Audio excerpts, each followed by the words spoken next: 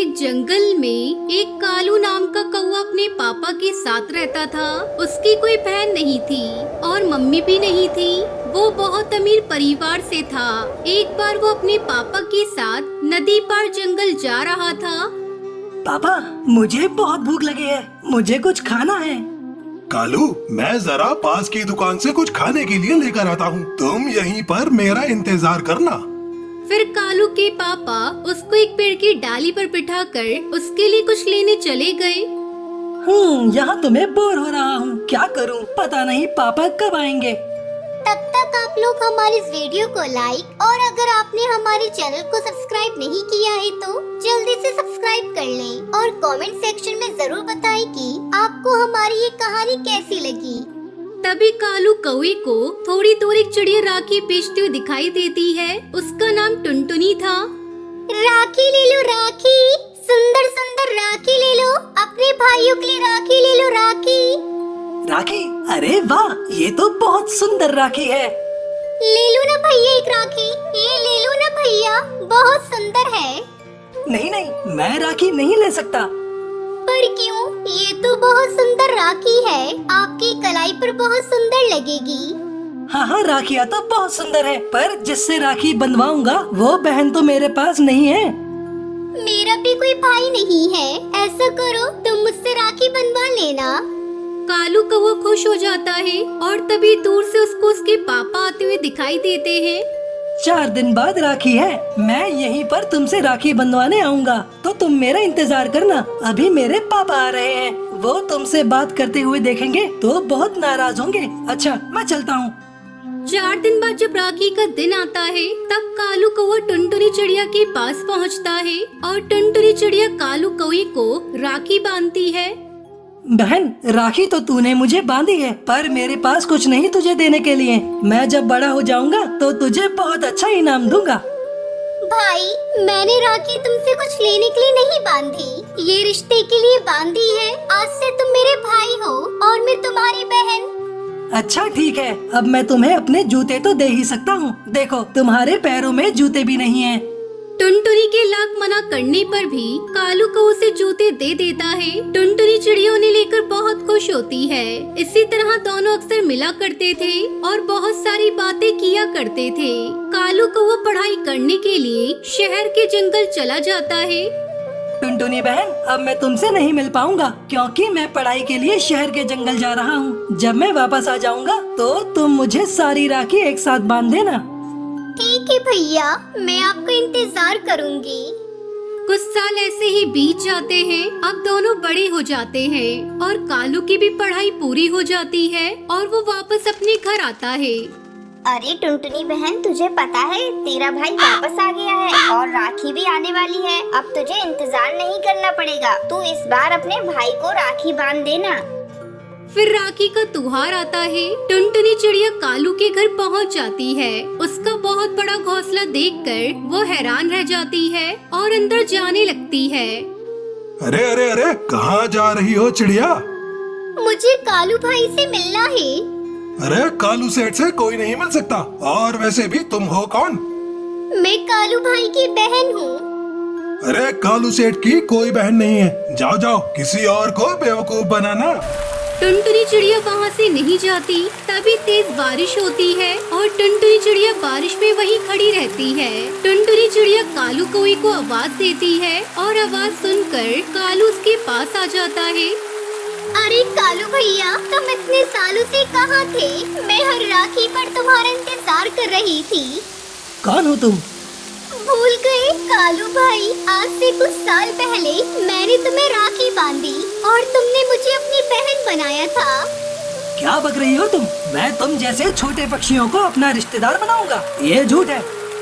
नहीं भैया, ये सच है। तुम मुझे अपनी बहन कहते थे और मैं राखी बेचती थी। तुमने कुछ साल पहले मुझसे ही राखी खरीद कर और मुझसे ही राखी बनवाई थी। मुझे ऐसा कुछ याद नहीं, और अगर ऐसा हुआ भी है तो वो मेरे बचपन की बात थी। अब सब भूल जाओ, मेरी कोई बहन नहीं है। अब यहाँ से निकलो, पता नहीं कहाँ से आ जाते हैं गरीब पक्षी। टुनटुनी चिड़िया मुंह लटकाकर वहाँ से चली जाती है। कई दिन बीत जाते हैं। एक दिन जंगल में कई सारे चील आ जाते हैं और कालू कौवे की आंखों पर हमला कर देते हैं। कालू कौवा घायल होकर नीचे गिर जाता है। तभी थोड़ी देर बाद टुनटुनी चिड़िया वहाँ से गुजरती है और उसे ऐसी हालत में देखकर टुनटुनी चिड़िया से हॉस्पिटल ले जाती है और डॉक्टर बुलबुल टुनटुनी चिड़िया से कहती है, टुनटुनी चिड़िया, हमले की वजह से तुम्हारे भाई की आंखें चली गई हैं और उसके पास समय बहुत कम है। हमें जल्द ही किसी पक्षी की आंखों का इंतजाम करना पड़ेगा। ये क्या कह रही हो डॉक्टर? ऐसा करिए, आप मेरी आंखें कालू भाई को लगा दीजिए। पर टुनटुनी, तुम बिन आंखों के देख नहीं पाओगी। मुझे इसका कोई मलाल नहीं। डॉक्टर, आप मेरी आंखें कालू भाई को दे दीजिए। वैसे भी मेरे आगे पीछे मेरा कोई नहीं है। अब मैं उनकी नजरों से दुनिया देखूंगी। टुनटुनी चिड़िया पत्र लिखती है और डॉक्टर को दे देती है और कहती है, डॉक्टर बुलबुल, जब मेरे भाई कालू की आंखें लग जाए तब आप उसे पत्र दे देना, पर किसी को भी मेरे बारे में नहीं बताना। ठीक है टुनटुनी, जैसा तुमको सही लगे। कालू कौवे की वापस आंखें आने के बाद डॉक्टर बुलबुल कालू को टुनटुनी चिड़िया का पत्र देती है और उसमें लिखा होता है, कालू भाई, तुमने शायद भाई बहन के रिश्ते को एक मजाक समझा, पर मैंने तुम्हें अपना भाई समझा और मैं आपको अपनी आंखें दे रही हूँ। इन आंखों में कभी भी आंसू मत आने देना और कभी किसी का दिल मत तोड़ना। तुम्हारी बहन टुनटुनी। ये सुनकर कालू कौवे और उसके पापा की आंखों में आंसू आ जाते हैं और वो अपने किए पर बहुत पछताते हैं। रामपुर के जंगल में टुनटुनी चिड़िया अपनी माँ सुंदरी कौवी के साथ रहती थी। सुंदरी कौवी पक्षियों के घरों में काम करती थी और उससे जो पैसे मिलते उससे वो अपना घर का खर्च चलाती थी। राखी का त्योहार आने पर वो राखी बनाकर बेचा करती थी, जिससे उससे कुछ ऊपरी कमाई हो जाती थी। माँ, तुम्हारी तबीयत ठीक नहीं है, फिर भी तुम राखियाँ बना रही हो। क्या करूं बेटा, रक्षाबंधन नजदीक है और मैं बीमार पड़ गई। समझ में नहीं आ रहा है, अगर राखी समय से नहीं बनी तो मैं क्या बेचूंगी। तुम दवा खाकर आराम करो माँ, मैं राखियाँ बनाती हूँ। तू क्या क्या करेगी बेटा, तेरे ऊपर तो मैं बोझ बन गई हूँ। ऊपर से तेरी परीक्षा भी करीब है, तू ठीक से पढ़ भी नहीं पाती। बस माँ, तुम्हें यही एक कमी है, बहुत ज्यादा सोचती हो। अब मैं आपकी एक बात नहीं सुनूंगी। चलो उठो और चुपचाप दवा खा लो और आराम करो। अच्छा मेरी माँ, खा लूंगी। टुनटुनी अपनी माँ को दवा देकर सुला देती है और खुद राखी बनाने लगती है। राखी बनाते बनाते वो वहीं सो जाती है। अगले दिन सुबह वो सभी राखियों को लेकर बाजार में बेचने के लिए जाती है। राखी आ गई, राखी, रंग बिरंगी राखी। बहन, ये राखी लो, तुम्हारे भाई की कलाई पर बहुत जचेगी। दीदी, मुझे वो वाली राखी दिखाना, वो तो बहुत सुंदर है। ऐसी राखियाँ तो मैंने बड़ी बड़ी दुकानों में भी नहीं देखी। शाम तक टुनटुनी सारी राखियाँ बेच देती है।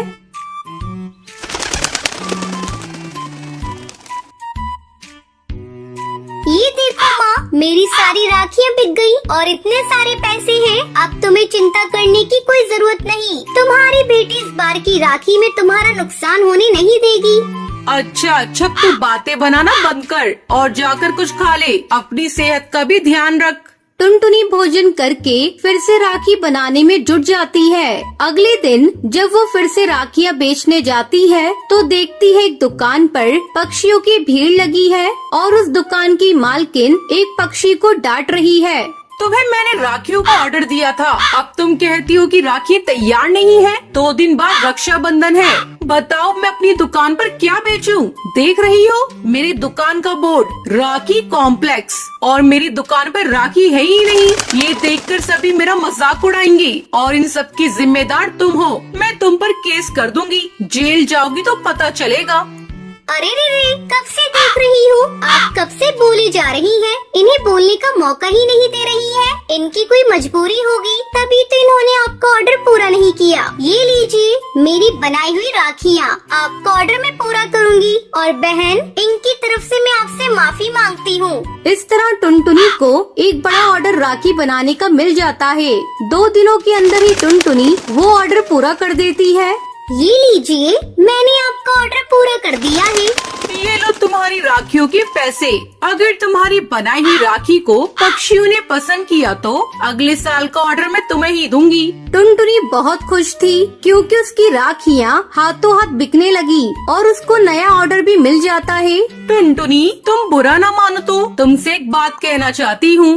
ऐसी कौन सी बात है जिसे आप कहेंगी तो मैं बुरा मान जाऊंगी? पहले आप बोलिए तो।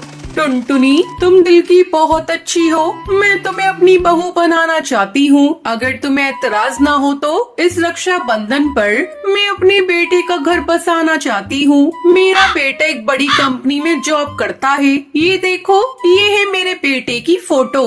टुनटुनी फोटो देखकर शर्मा जाती है। तुम इस रिश्ते के लिए तैयार हो?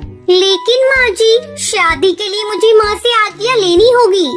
टुनटुनी घर जाकर सारी बात अपनी माँ को बताती है। सुंदरी कौवी अपनी बेटी का घर बसाने के लिए तैयार हो जाती है। इस तरह टुनटुनी और टुन्नू चिड़िया की शादी हो जाती है। टुनटुनी चिड़िया विदा होकर अपने ससुराल चली जाती है और खुशी खुशी अपने पति के साथ अपनी जिंदगी बिताने लगती है।